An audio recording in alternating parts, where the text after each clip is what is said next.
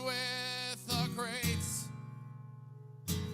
and he shall divide the spoil with the strong, because he hath poured out his soul unto death, and he was numbered with the transgressors, and he bare the sin of many, and made intercession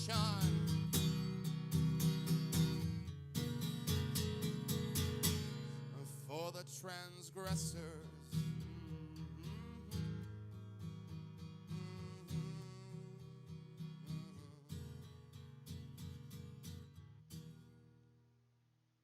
Hello, good morning. Welcome to Line by Line Bible Studies. We're continuing today in the book of Isaiah. We're in chapter 54 now. That was the last verse 12 from the live version of my song for Isaiah 53, which all could use an upgrade. Isaiah 54, verse 1. Sing, O barren, thou that didst not bear. Break forth into singing, and cry aloud, thou that didst not travail with child. For more are the children of the desolate than the children of the married wife, saith the Lord. Enlarge the place of thy tent, and let them stretch forth the curtains of thine habitations. Spare not. Lengthen thy cords, and strengthen thy stakes, for thou shalt break forth on the right. That's it. For thou shalt break forth on the right hand, and on the left, and thy seed shall inherit the Gentiles, and make the desolate cities to be inhabited. Fear not, for thou shalt not be ashamed, neither be thou confounded, for thou shalt not be put to shame. For thou shalt forget the shame of thy youth, and shalt not remember the reproach of thy widowhood any more. For thy Maker is thine husband, the Lord of hosts is his name, and thy Redeemer, the Holy One of Israel. The God of the whole earth shall he be called. For the Lord hath called thee as a woman forsaken and grieved in spirit, and a wife of youth, when thou wast refused, saith thy God. For a small moment have I forsaken thee, but with great mercies will I gather thee. In a little wrath I hid my face from thee for a moment, but with everlasting kindness will I have mercy on thee, saith the Lord thy Redeemer. For this is as the waters of Noah to me. For as I have sworn that the waters of Noah should no more go over the earth, so have I sworn that I would not be wroth with thee, nor rebuke thee. For the mountains shall depart, and the hills be removed, but my kindness shall not depart from thee, neither shall the covenant of my peace be removed, saith the Lord that hath mercy on thee. O thou afflicted, tossed with tempest, and not comforted, behold, I will lay thy stones with fair colors, and lay thy foundations with sapphires. And I will make thy windows of agates, and thy gates of carbuncles, and all thy borders of pleasant stones. And all thy children shall be taught of the Lord, and great shall be the peace of thy children. In righteousness shalt thou be established, thou shalt be far from oppression, for thou shalt not fear, and from terror, for it shall not come near thee. Behold, they shall Behold, they shall surely gather together, but not by me. Whosoever shall gather together against thee shall fall for thy sake. Behold, I have created the smith that bloweth the coals in the fire, and that bringeth forth an instrument of his work. And I have created the waster to destroy. No weapon that is formed against thee shall prosper, and every tongue that shall rise against thee in judgment thou shalt condemn. This is the heritage of the servants of the Lord, and their righteousness is of me, saith the Lord. So, chapter 54. He starts off with this kind of cryptic verse. Sing, O barren, thou that didst not bear. Break forth into singing and cry aloud, thou that didst not travail with child.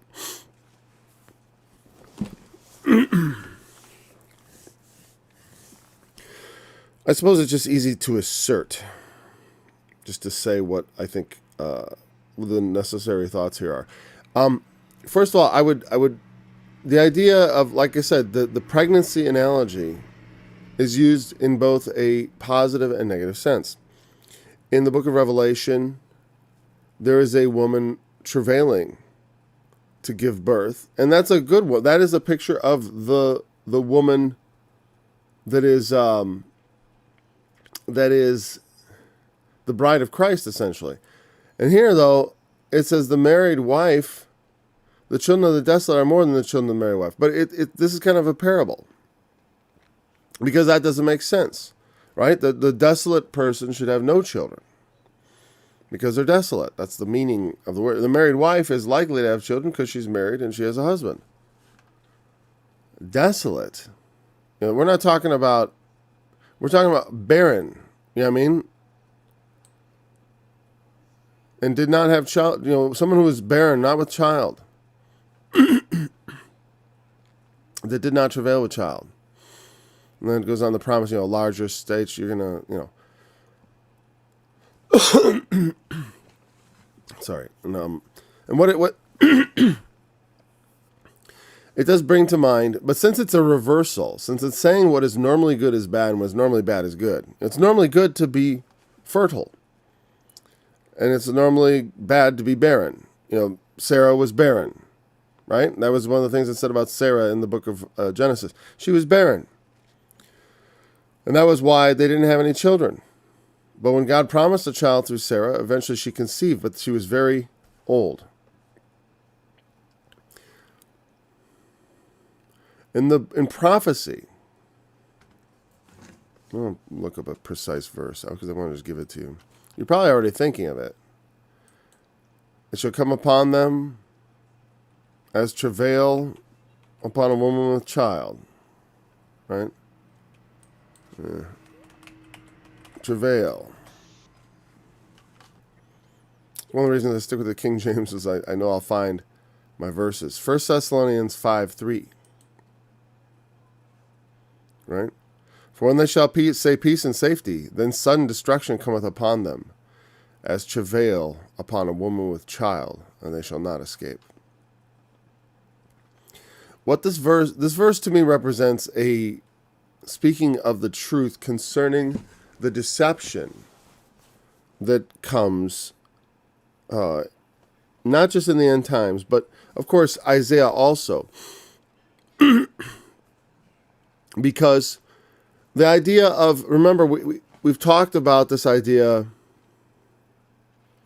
where God regards Israel as like an unfaithful woman, and that's throughout this chapter, right? He says, there are certain things that you were young and you're like a refused wife.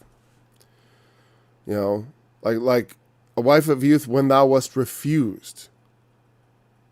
That means when basically you've been put away, divorced. And that's what God said about Israel, that he had divorced her. You know what I mean? And this is a promise that he'd take her back ultimately. But of course, Israel is a big thing. It's a nation. But as he said, I refined you with the furnace of affliction.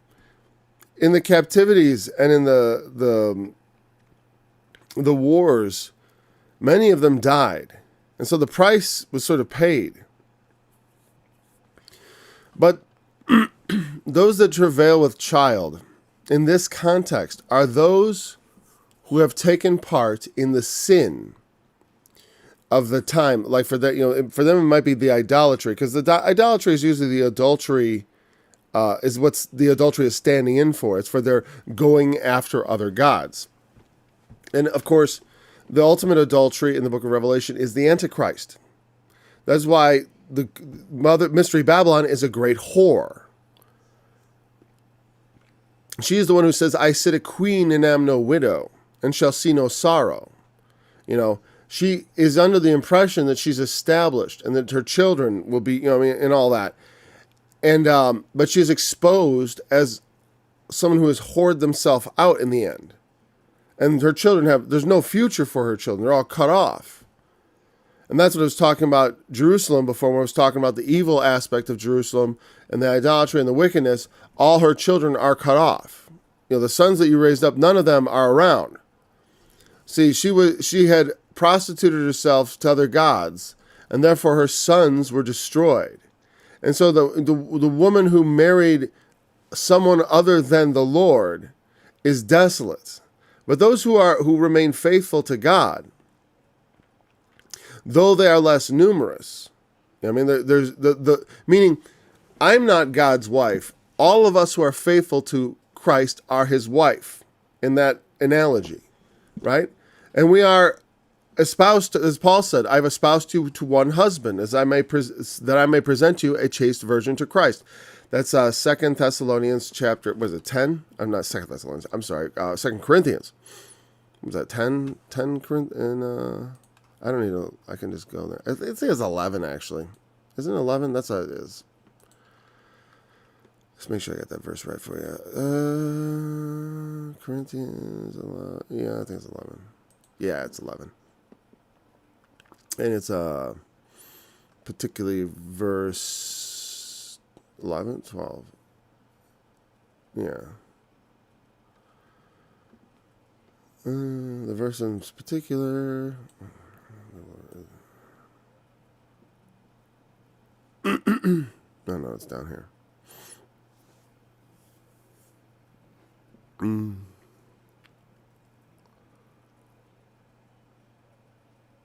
It's right at the beginning. That's right. What am I talking about?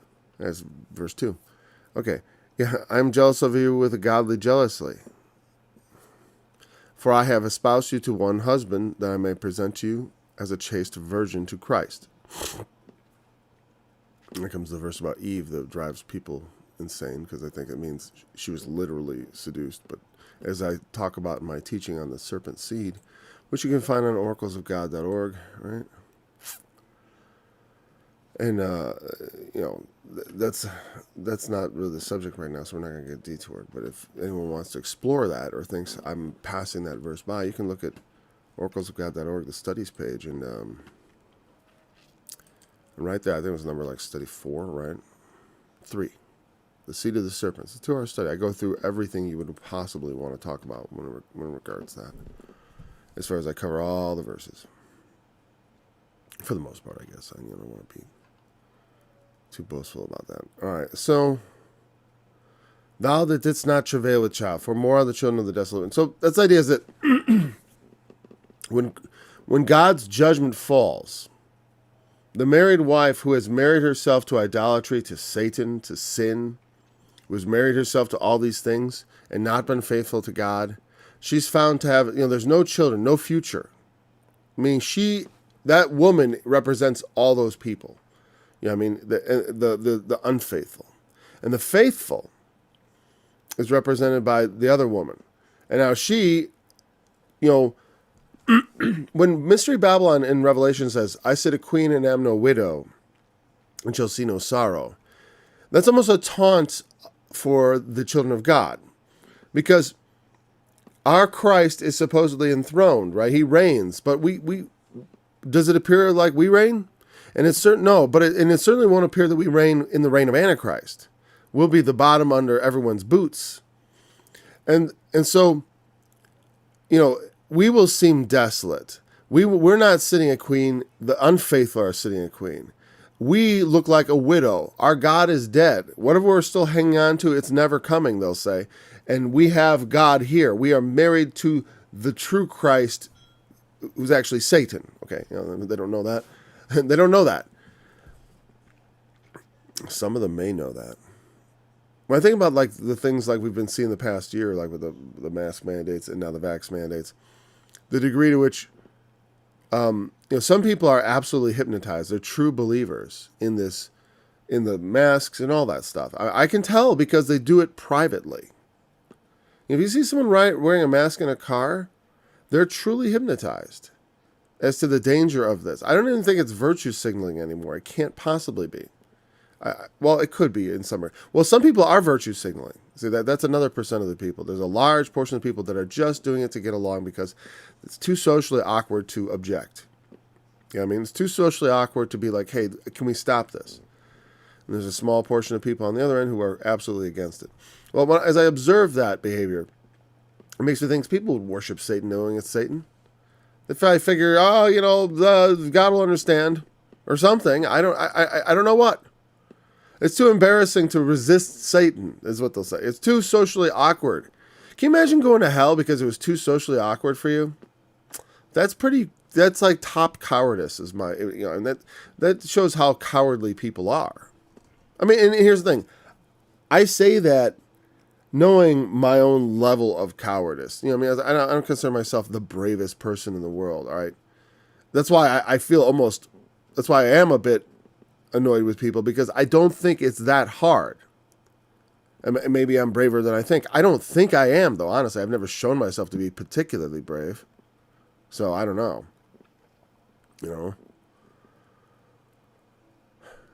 I mean, I do think that when I have time and it's, I try to do the right thing. But as far as danger and stuff, I don't crave it.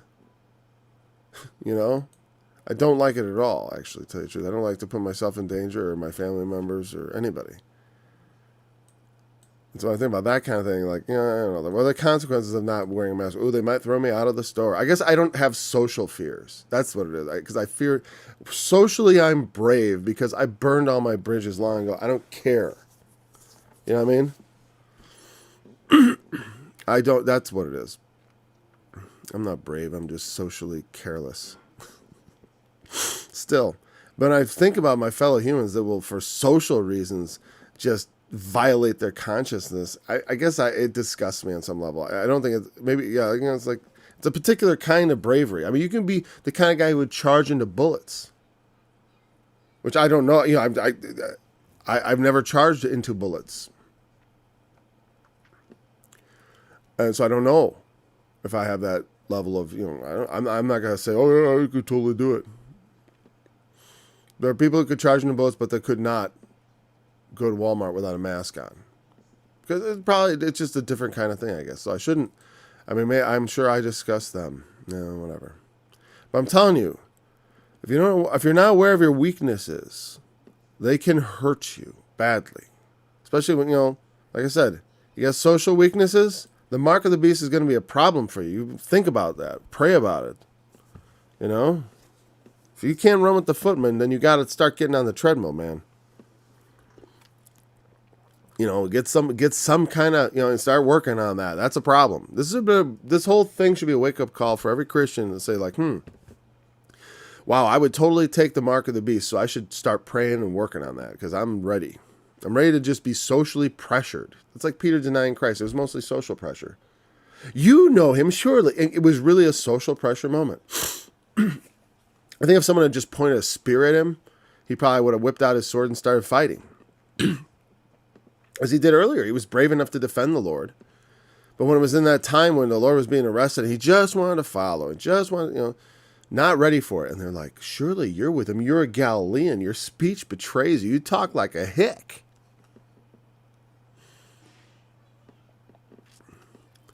But there's the traitorous woman, the unfaithful woman, and the true woman. And in the end, their roles are kind of reversed because the Babylon says, I sit a queen. She's the married wife. Who's her husband? The king of Babylon.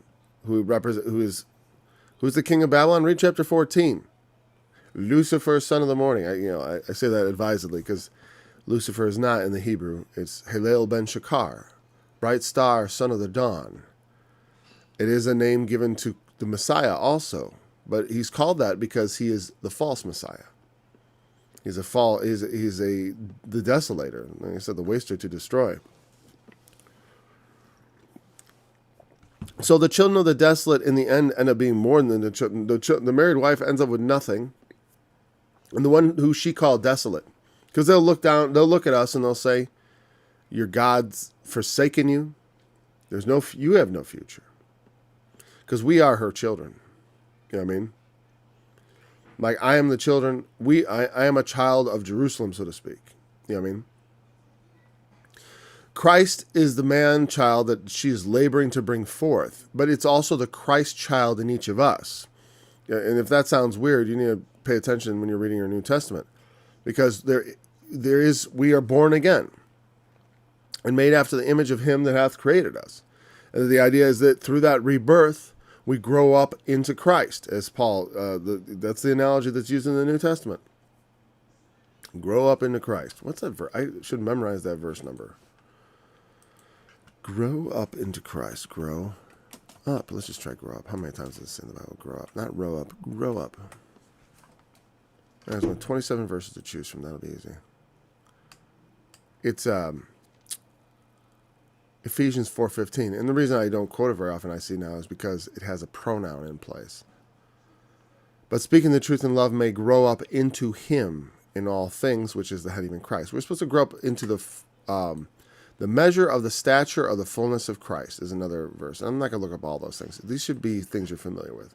We want to measure up to Christ. We want to mirror his likeness as far as what it means to be a human being, not in outward appearance. I'm not going to wear a toga with a blue sash or whatever it is they always portray I'm wearing. That's not the point. The point is that our moral qualities, our righteousness, we want to mirror him. He is our model. He is our example. And we are the children, in that sense, of the city. And the children of Mystery Babylon, they're going to be cut off. And so, what does it say about her children in Revelation? I'm trying to remember what I'm pretty sure it mentions them. But then there's also, I'm getting confused with Isaiah verses about the children being, your children, and your children are burned with fire. No, that's not what, I'm getting the, several different places in my mind mixed up, so I need the actual verse. It'd be 18, right? Her sins, well, there's an interesting, like, for example, it says, come out of her, my people, that ye be not partaker of her sins, that ye receive not of her plagues, in Revelation 18:4. And here's the part I was talking about before. How much she hath glorified herself and lived deliciously, so much torment and sorrow give her. For she saith in her heart, I sit a queen, and am no widow, and shall see no sorrow. I said, I'm the married wife. Her plague shall come one day, death and mourning and famine, and she shall be utterly burned with fire, for strong is the Lord God who judgeth her. And it talks about her children, maybe. There's other places where it talks about a similar idea. Yeah, it doesn't mention children, whatever. So there's no direct correlation on that symbolic front. But certainly in many places where it talks about the same subject, we have the portrayal of the woman and her children. And the children of the city are sort of the city itself, I mean the people. Where the woman is only symbolizing the whole. So then it says it's speaking now to the desolate, to the barren, to the one who was not with child.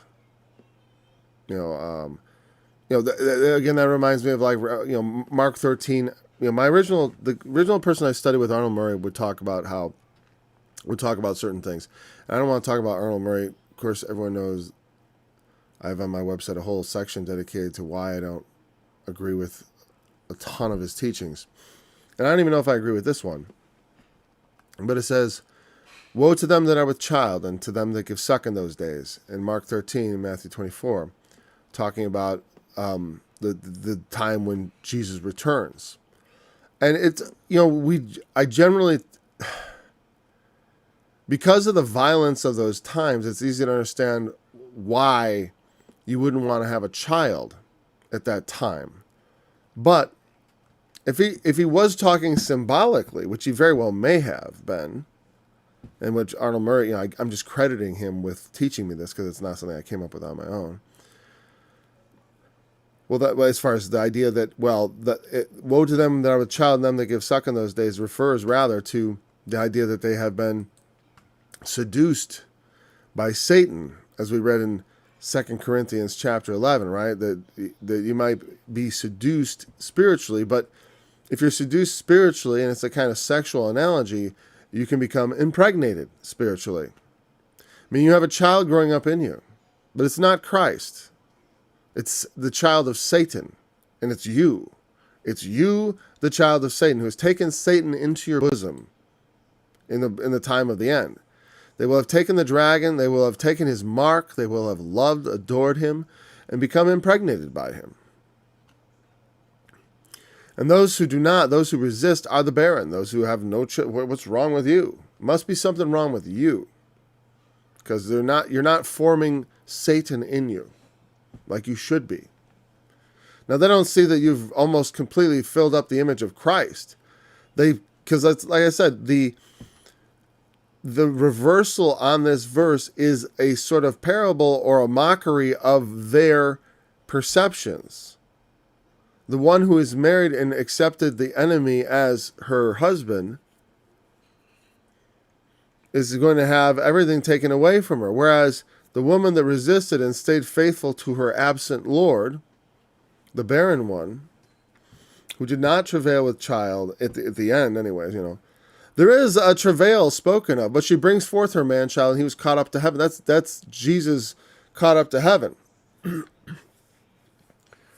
There's a lot of analogies with travail. Then sudden destruction comes upon them like travail upon a woman with child. I mean, there's just so many analogies. But I think that's the basic direction of that one. So verses 2 and 3, enlarge your tent. Remember it says, I see Jerusalem, a tabernacle that shall never be taken down. We read about that earlier. Let me see here.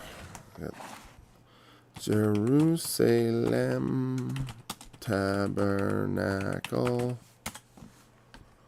Oh, good. There's only 5 verses to choose from. It was chapter 33. I'm going to bring it up full screen instead of this little mini version.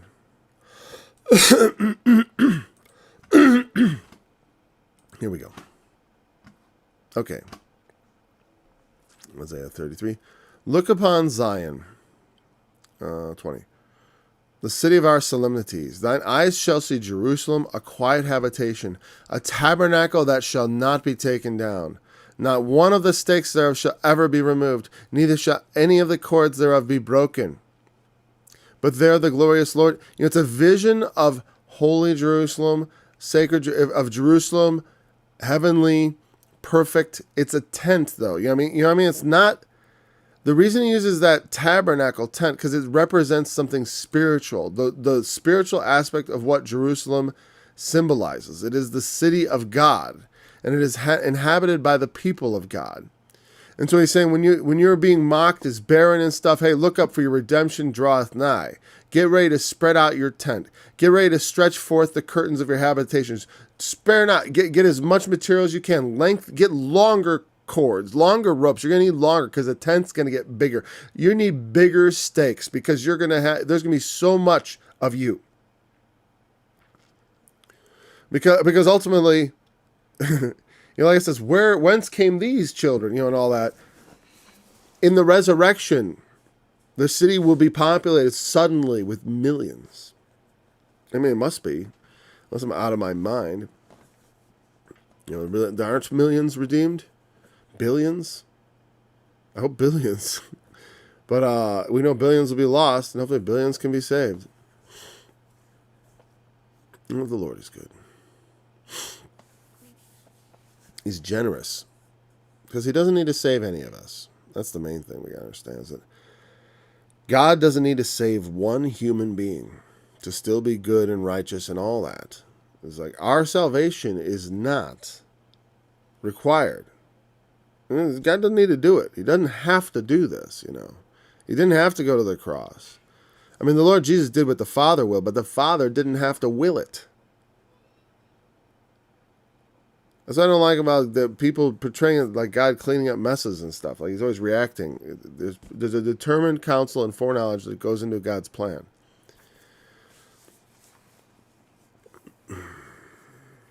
Thou shalt break forth on the right hand, on the left. Thy seed shall inherit the Gentiles, and make the desolate cities to be inhabited. Remember, the word Gentiles means generally just nations. The nation's not Israel, the nation, but outside of Israel, right? I see the seed of the barren shall inherit the Gentiles. I mean, the rest, there is, because I've often said, in the end, like, first of all, in the millennium, that represents what Peter asked Jesus when he left. He said, would you, at this time, restore the kingdom to Israel? When he comes, the kingdoms of this world are become the kingdoms of our Lord and of his Christ. And this will be, and I think, and after that, when Christ returns, he will be, I don't know, but all I know is that after that time, Israel will be restored to its kingdom. You know what I mean? along with the church is also inclusive of Gentiles who have been grafted in, but we're regarded as part of their seed, the seed of Abraham, because it does not require blood descent, but rather that we be of faith like Abraham through Christ. We have the blood. With the blood of Christ is on us, we're by that sanctified and made everything we need to be as far as to join Israel. But as far as the inheriting of the Gentiles, as I've said, God isn't going to come and kill everybody. When Jesus returns, he's not going to kill all the people that don't know him down in Africa or whatever, or wherever they don't know him right now. I don't know exactly, the islands and so on and so on, because Africa is actually a lot of Christians in Africa. They've been working hard on Africa. There's not like a lot of unbelievers over there, are still worshiping animals, I think. But there are places where there are still, and Christians are always trying to push in there, like America. We have so much unbelief around here. But anyways, there are plenty of places where the Gentiles do not know God. And the seed of God shall inherit that is the kingdom that will be. And I have often thought, it's like, whatever. I don't want to get into speculation about the millennium as far as like what we'll be doing. I don't know. A lot of normal stuff, I suspect, because it's not meant to be. It's not like the holy city Jerusalem in the book of Revelation. I mean, after the 1,000 years. If you believe in the 1,000 years, of course, which some people actually don't, even though it says 1,000 years, they treat it as a purely symbolic number. And I do like that they do that, because that gives me the right to treat the idea of torment as purely symbolic and say that no, death is literal, torment is symbolic. I realize it's so easy, because when you say that death is symbolic and torment is literal, like at the end of Revelation 20, which is what a lot of mainstream Christianity does, that's quite a step to just say, no, when it talks about second death, that's just a symbolic of being tortured forever. Symbolic or whatever. I've never been able to hammer down. Is it a metaphor? What is it? What exactly is that? I probably could, if I took the time, but I just don't care about what part of literary, what device is being used there. That's not so important. But the fact that, what the truth is, that's the key. And I think the right interpretation is, as I said, death. Second death is real. So they shall make the desolate cities to be inhabited. The Gentile, not our cities, but also the cities of Israel are probably mostly in mind here. But also I think of it at the end of the world's going to be filled with desolated cities and stuff.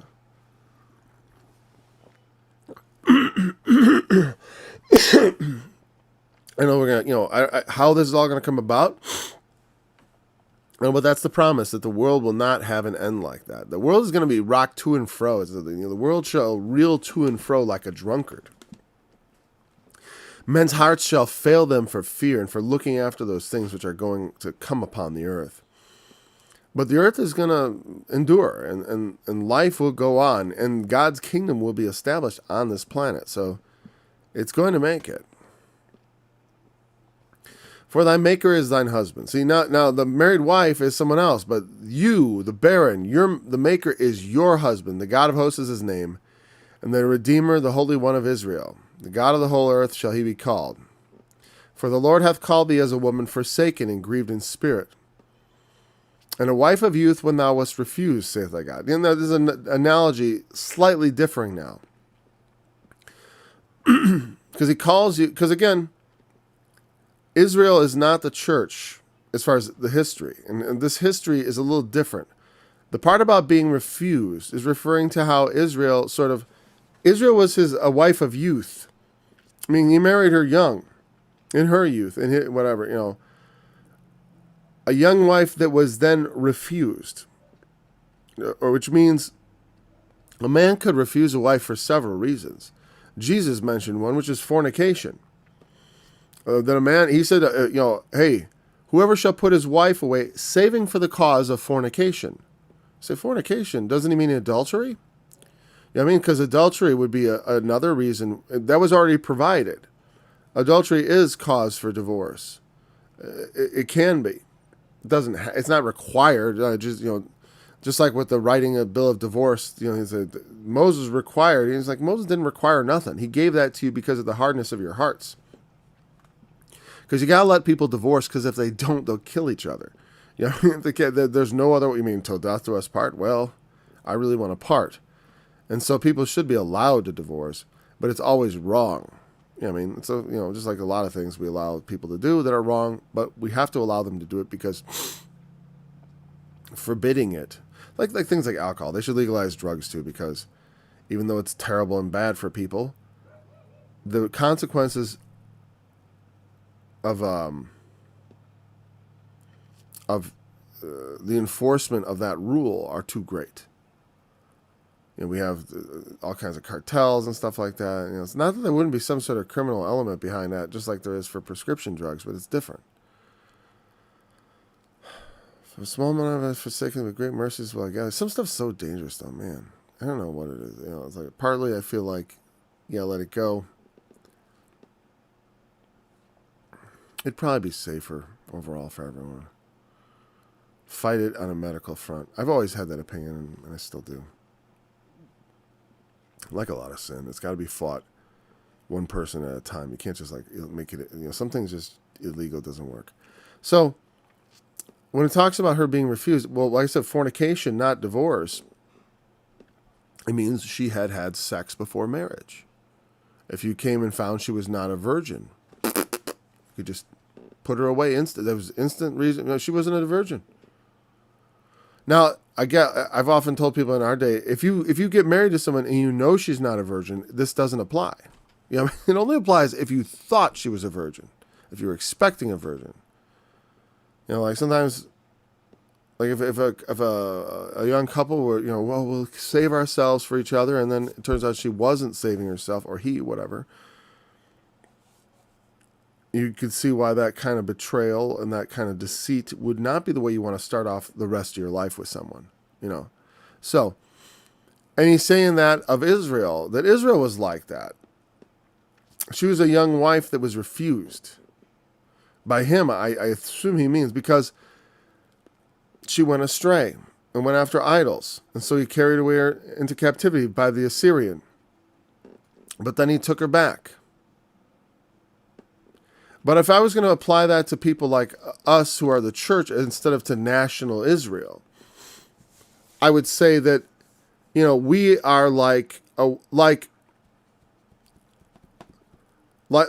are much like, I think of the young girls of today. They're not virgins. They're running around having sex with guys and stuff, and then they expect to later on get married or something. It's like on some level, what self-respecting man would marry such a girl? Especially if he's upright himself. If he's the same way, if he was, sometimes the young men also grow up in the same way as fornicators and doing things wrong, ungodly. And in every way, kind of just take it out of the fornication idea and just put it into just sin. God wants us to be righteous. He wants his servants to be obedient, to be clean, to be holy. Be holy, for I am holy, right? But we come to him already, already having lost our innocence. There's no innocence. We have no innocence of youth. We have no virginal moment to come to God when we are in our perfect, pristine, untouched state. We come to him as sinners. We come to him as, like sluts who want to turn their lives around. But they've been whoring themselves out constantly. Who the hell wants to marry you? But God does take us on. There's a scripture in Ezekiel where he talks about the same kind. Let me show you what Isaiah, because Ezekiel expands on this, and it's probably worth just hopping over to Ezekiel to look at it, because I've mentioned it a few times. But I've never actually taken us there. Let me just bring full screen. No, wrong screen. Wait, we'll go back there, because otherwise it'll just get worse. Here we go. Woo! Eternity in one flash of a thing. Okay. Let's go. Not Genesis. Let's close that down. Ezekiel. What was it? 23? I don't know. Oh, yeah. There were two women, daughters of one mother, and they committed whoredoms in Egypt. They committed whoredoms in their youth. There were their breasts pressed, and there they bruised the teats of their virginity. And the names of them were Aholah the elder and Aholibah her sister. And later on he'll tell you that Aholah is... what does it say? Aholah is... Well, one's Jerusalem and the other is Samaria. Oh, it says right there. That's what their names... It's funny, it's right in the verse in front of my face, and I'm like, yeah. Later on, just keep reading, buddy. Aholibah her sister, they were mine, and they bare sons and daughters. This were their names, Samaria and Aholah, and Jerusalem and Aholibah. But you notice, they committed whoredoms in Egypt. See, when Israel was a child, I loved him and called my son out of Egypt. But in Egypt, the people had worshipped idols.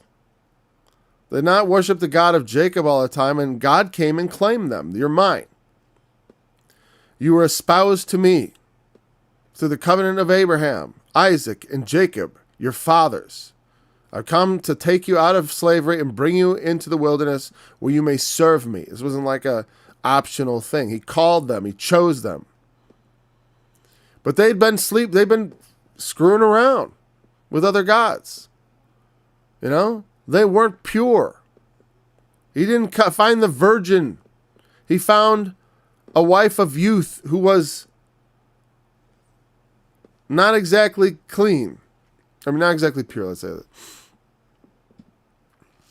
I could go through all this, but we're not going to read all this right now. But it's definitely worth reading over, because it's a pretty look how long this chapter is. 50 verses. Ezekiel, man, he writes. But this is the thing I keep referring to. And there's another one. I'm thinking maybe there's a verse I was thinking of where... Let me see if I can find this. Okay, I'm trying to think about...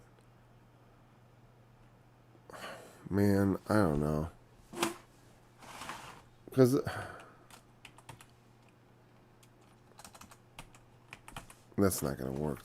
Maybe it'll work. Oh, the past tense of wash only.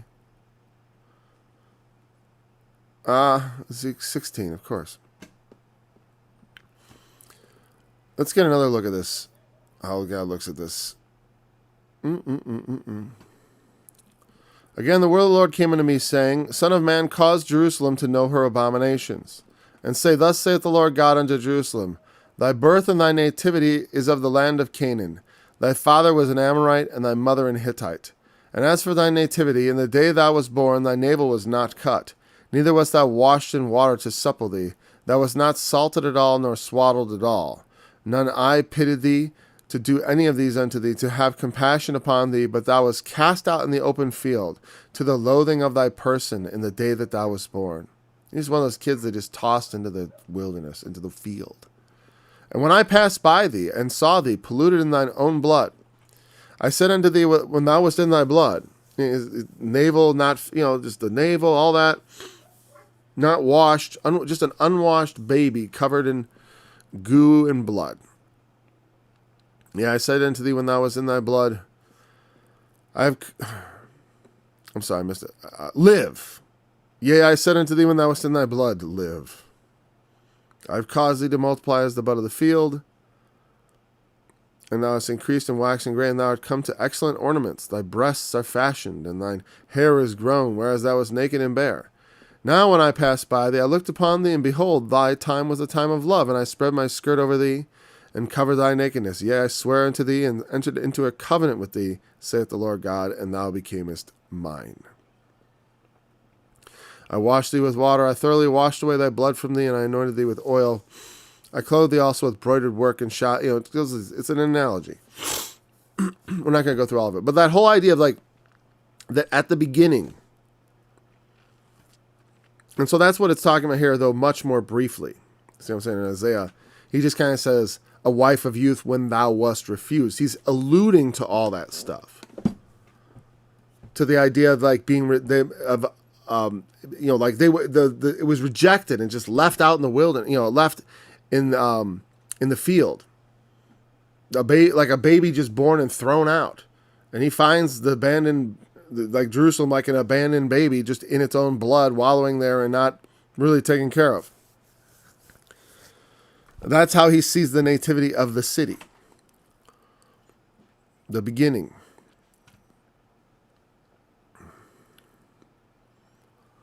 The Lord has called thee as a woman forsaken and grieved in spirit, as a wife of youth when thou wast refused, saith thy God. Because there is that unfaithful, but there's stories that people tell with novels and stuff, and there's the character who is the one who is, I found you on the street, you had nothing, and I came and I helped you and I did all this and I brought you up, and then that person can be faithful and thankful, or they could be unfaithful and unthankful. There's two ways that story can go. Where someone has been rescued in such a way, they can either be found to be a villain or otherwise. And that, and that's the thing, is that he makes that dividing point because there are two cities.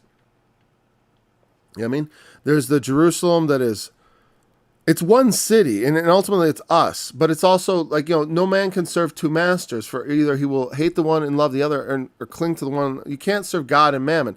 You can't serve God and Satan. People do, they do both things. Sometimes they commit sin and they go to church. They read their Bible and they are filled with iniquity. But that cannot remain that way. You're either going to serve God and you're going to move away from sin and towards God, or you're going to move more sin and forget about God. You cannot stay in a state of stasis between the two. You will go one way or the other. Even though it may seem, and plus the thing is, if you're serving sin, you're serving sin. You're not serving God, because God requires absolute obedience. So we have to stop that.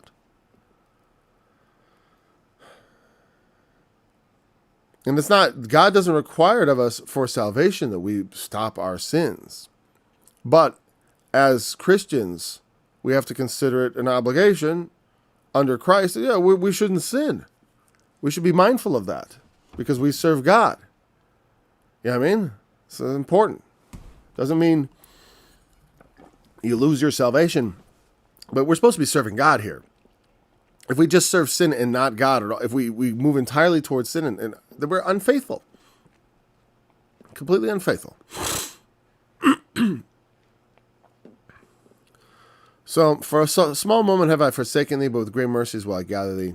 In a little wrath I hid my face from thee for a moment, but with everlasting kindness will I have mercy on thee, saith the Lord thy God. Even as I read this, I was like, this verse bugs me, because this is as the waters of Noah. I got to think about that. Because it's like, this must be looking forward to the end. Because it's surely not talking about the Babylonian captivity, or the Assyrian captivity, or the Romans. Because the Jewish people, in that literal sense, have suffered over and over and over again. And, you could say God isn't angry with them when these things happen, but he feels angry too. That's the thing, is like, I always have a trouble differentiating between when it feels like God is angry with me and God is really angry with me. Because I don't really believe that God gets genuinely angry as a man does. God doesn't become overcome with emotions, and I think he has emotions, but I think that since he asks of us continence and to refrain from wrath, I think it's because his wrath is completely under control of his righteous judgment. His feelings are completely modulated according to the righteous nature that is his and his divine nature. So he's different than us. He has feelings, but he doesn't feel them the way we do, I think. He is touched with the feeling of our infirmities and all that, but God is not. It's important to remember that God, though he made us in his image, he's different from us. And so different, at least in magnitude, so as to be in some ways incomprehensible. Unless he were to, except to the point that he reveal himself to us. That's why God must reveal himself to us. And so, this small moment I have forsaken thee, but with great great mercies will I gather thee. It applies definitely directly to the nation of like, I turned my back on Israel so that they could be wiped out by the Assyrians, but with great mercy I gather the remnant. Right? I also remember chapter 26 when he said, "Come, my people, enter into thy chambers and shut the doors about thee. Hide thy face, as it were, for a little moment, till the indignation be overpast." Because God also, in preserving the righteous in the time of trouble, hides us in the shadow of his hand, so to speak, metaphorically, meaning we are that he preserves his righteous seed in the midst of the destruction, just like Noah in the flood. But he says that as I have sworn that the water should no more go, I would not be wroth with thee nor rebuke thee. Now,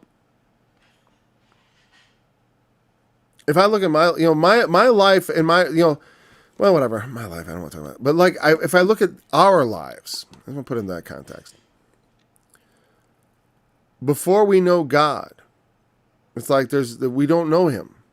But once we encounter Christ and we receive the gospel, we pass from judgment to life and from wrath to blessing and mercy. Well, from wrath to mercy, let's say. Mercy and wrath are good counterpoints. And that also, in that the blood of Christ, in that Christ suffered the punishment for our sin. If the flood of Noah here is representative of what? God's wrath against Israel for their sins and for their faithlessness. When we come to faith in Christ, he receives us, and we are no longer the subjects of God's wrath. And so, as Noah's flood will never go over the earth again, neither will God's wrath go over us. You know what I mean? Because we have entered into that covenant with Christ, whereby we escape the wrath. Now, if we do despite to the covenant of grace and count it as an unclean thing, yeah, you will go back to wrath. Because that's the reason wrath came in the first place. Because of when God does good for us, but we faithlessly reject him in favor of unprofitable and sinful things, he definitely does not accept us. And it's a sign that he never accepted us. That's the thing. It's like, he that hath, to him shall be given, but from him that hath not shall be taken even that which he seemeth to have, the Lord said in the book of Luke. Because sometimes people seem to be saved. They're sitting there in church right next to you, and they seem to be part of the congregation, but in the end, they don't measure up somehow. And I can't say ahead of time why, but I mean, there's a lot of things mentioned in the New Testament. Like in the analogy, the guy came to the wedding feast not having on a wedding garment, and he was thrown out. Well, why was he there? Why did he expect to be there? Because he thought he should be there. Because he heard the call. Oh yeah, come to heaven. Oh sure, I'll come. I believe in Jesus. And then he gets there, and he's had so little regard for it though, that he didn't even dress properly. It's disrespectful. If you disrespect the covenant of Christ, if you disrespect his cross, that he's laid his life down for you, and counted it just like who cares? And not take that, realize that like, hey, he saved me. Like the waters of Noah are never coming back. God's wrath is never going to be on me. That can feel like such a relief. Because, I don't know, I really believe in God. So I know like he sees everything I do or have done. And, a lot of times people fear the judgment of man more than God. As far as like if man found out what I'm doing, right? If people knew what I do, oh, they'd all hate me or whatever, But God already knows. God already knows. And it should cause you a great deal of anxiety if you don't know Christ. It should cause you a great deal. Now, they don't always feel that anxiety. But sometimes, every once in a while, people's conscience gets them. They think about all that they've done. And what if it was to be judged? Just out of your own mind. Does your conscience condemn you? Well, if it does, then that's a problem. If your conscience condemns you, God surely will condemn you also. But if we know Christ, we should have the knowledge to know that God's wrath is not. We have escaped the wrath of God. Period. Because he took it on himself. So that is the everlasting mercy that God brings through Christ. Now, as far as the Jews in Jerusalem and all that, there is like I said, we're talking about ultimate Jerusalem because it's a tabernacle that shall never be taken down. Enlarge your stakes in your tent and all these weird things because Jerusalem was a city built out of stone.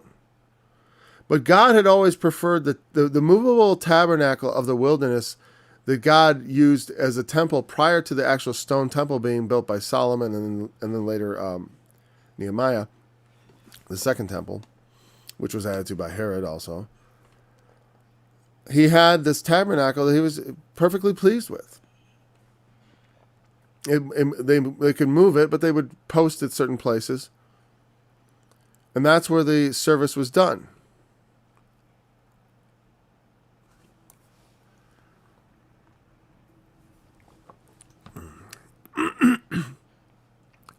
For a small moment have I forsaken thee, and great mercies will I gather thee. In the little wrath I hid my face from you for a moment, but with everlasting kindness will I have mercy on thee. So referring to the wrath he poured out on them, but also the fact that we were subjects to wrath. I mean, I'm not making this up. Even so we, I want to quote that verse. I think it's children of wrath, right? I hope. And we're by nature the children of wrath.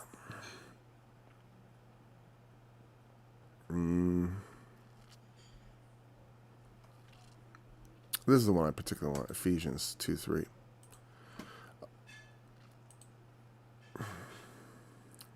Let's start with verse 1. And you hath he quickened who were dead in trespasses and sins. Quickened means made alive. Wherein in times past you walked according to the course of this world, according to the prince of the power of the air, the spirit that now worketh in the children of disobedience, among whom also we all had our conversation in times past. Conversation means like we lived our experience, basically, our behavior. In the lusts of our flesh, fulfilling the desires of the flesh and of the mind, and were by nature the children of wrath, even as others.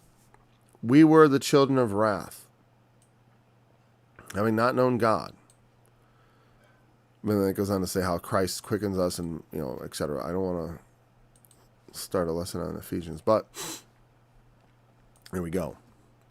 And that's the thought I have too, is for Israel, it's one thing, but for us, the things that happened to Israel, it says in the New Testament, are given for our examples, for our admonition, so that we could understand. And it's certainly, like I said, it's worth giving heed to. For if God spared not those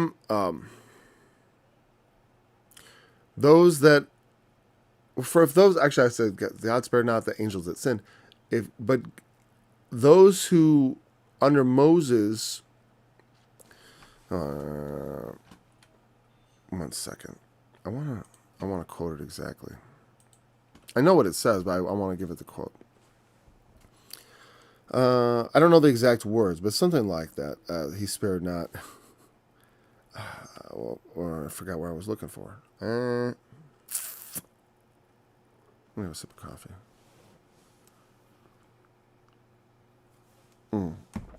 Perished. That's the word I want. Moses, perish. That should be good enough to find my verse. Oop, nope.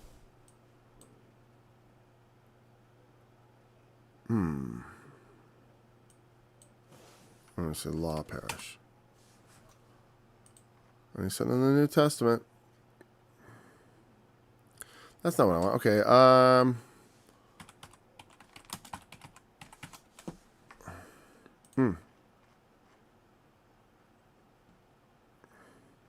Okay. Found it. Thought it was Hebrews. Hebrews 10:28. He that despised Moses' law died without mercy under 2 or 3 witnesses. Of how much sore punishment suppose ye shall he be thought worthy, who hath trodden under foot the Son of God, and hath counted the blood of the covenant wherewith he was sanctified an unholy thing, and hath done despite to the Spirit of grace. And that's for someone who turns their back on Christ, who rejects the faith. Yes, like I was saying, it's like there is a place of wrath for them. No doubt. All right, so in verse 10, for the mountains shall depart and the hills shall be removed, but my kindness shall not depart from thee, neither shall the covenant of my peace be removed, saith the Lord that hath mercy on thee. God will not take it away from us. God will not take it away. But like I said, if we count it, if we reject it, of course we're not going to have it. You know what I mean? That's the point about that Hebrews verse. It's like there is, you can just totally reject God. You can say you take on God's covenant, but then just totally reject it. And yeah, it won't work. But if you put your trust in the Lord, you can rest assured He will not leave you nor forsake you. He will not, His covenant will not be removed. Not by Him or anybody else for that matter. The only option would be you rejecting it. Yeah, you could reject it. So we'll pick it up with verse 11 tomorrow. Okay? And then we'll wrap up this chapter, I'm sure, tomorrow. So thanks for joining me in this study. Look forward to being back again tomorrow. Until then. There we go. Doop.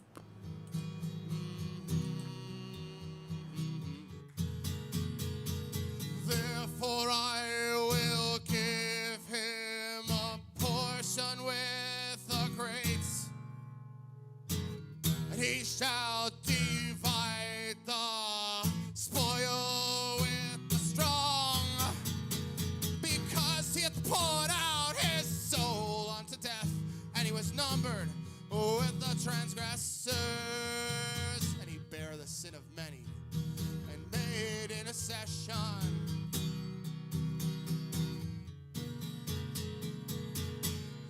for the transgressors.